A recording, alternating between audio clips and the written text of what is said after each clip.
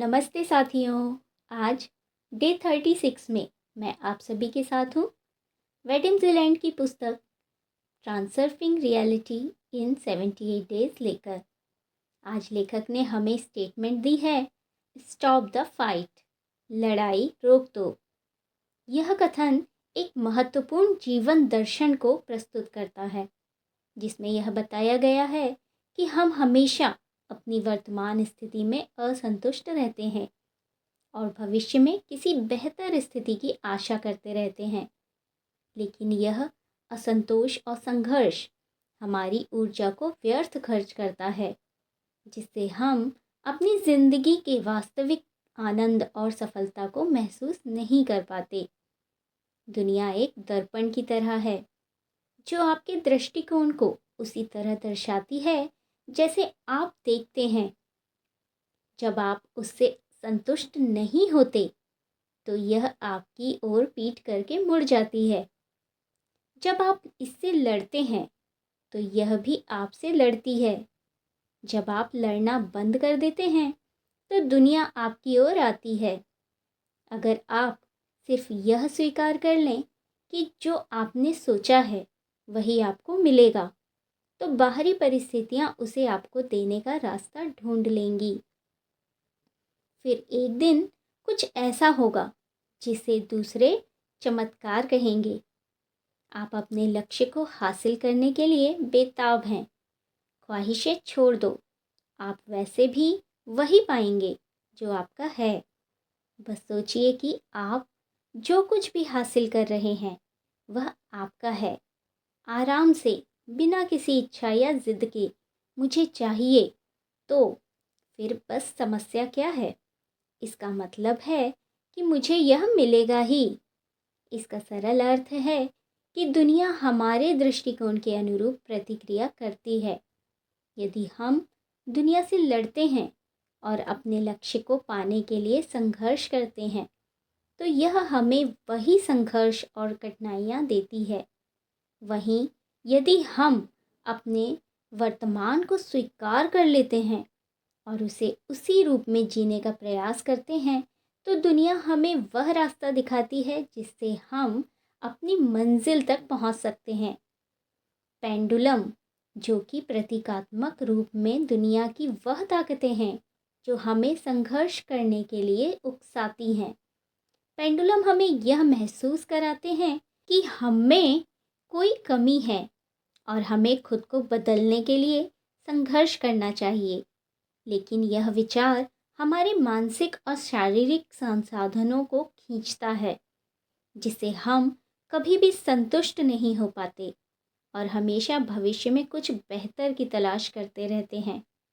Pendulum हमें यह विश्वास दिलाता है कि हमें खुद को बदलने की ज़रूरत है, लेकिन सच्चाई यह है कि हम पहले से ही जैसे हैं वैसा ही हमारे लिए सही है।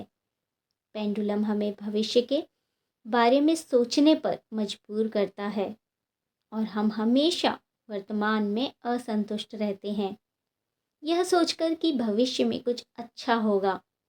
यह भविष्य की तलाश एक मानसिक जाल है जो हमें वर्तमान को जीने नहीं देता। हमें यह समझना चाहिए कि भविष्य कभी आता ही नहीं। हमें जो चाहिए वह यहाँ और अभी मिल सकता है, अगर हम उसे पूरी तरह से स्वीकार कर लें। यह सारी स्थिति एक ही लक्ष्य को पूरा करती है, आपकी ऊर्जा को बर्बाद करना और आपको मैट्रिक्स या माया में धकेलना। जब आप अपने आप से संघर्ष करते हैं तो आप पेंडुलम को ऊर्जा देते हैं। अगर आप कुछ पाने की स्थिति में नहीं हैं तो इसे बाद के लिए टाल दें। लेकिन टालने या आगे बढ़ाने का मतलब यह है कि जीवन के हर पल को एक बेहतर भविष्य की तैयारी के रूप में देखा जाता है।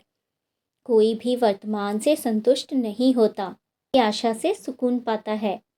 इस दृष्टिकोण से भविष्य कभी नहीं आता और हमेशा कहीं और मौजूद होता है। उतने ही आसानी से आप सूर्यास्त को पकड़ने की कोशिश कर सकते हैं। खुद को यह स्वीकार करने की अनुमति दें कि यह आपको यहाँ और अब मिल सकता है।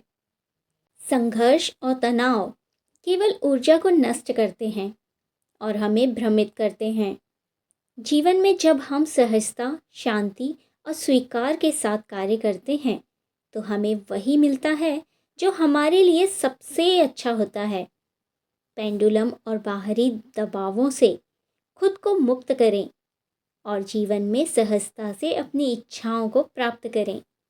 संघर्ष छोड़कर वर्तमान में जीवन जीने और अपनी आंतरिक शांति बनाए रखने से आप सफलता और संतुष्टि पा सकते हैं। आज के कथन का संदेश यह है कि अगर आप अपने जीवन के प्रत्येक पल को पूरी तरह से स्वीकार करते हुए जीते हैं तो भविष्य अपनी स्वाभाविक गति से आपके पास आएगा। यह संघर्ष करने के बजाय वर्तमान को अपनाने की बात करता है। यदि आप वर्तमान में संतुष्ट रहते हुए अपने उद्देश्य को पूरा करने की कोशिश करते हैं तो भविष्य अपने आप आपके पास आ जाएगा, क्योंकि आप इसे पूरी तरह से जीने के लिए तैयार होंगे। आज का मुख्य संदेश, वर्तमान को अपनाओ, भविष्य खुद ब खुद आ जाएगा। तो आज के लिए इतना ही। कल डे 37 में मिलते हैं एक नई एक्सरसाइज के साथ। चलो चलें क्रिएटर बनने के सफ़र पर। Be blessed for your journey. Thank you so much.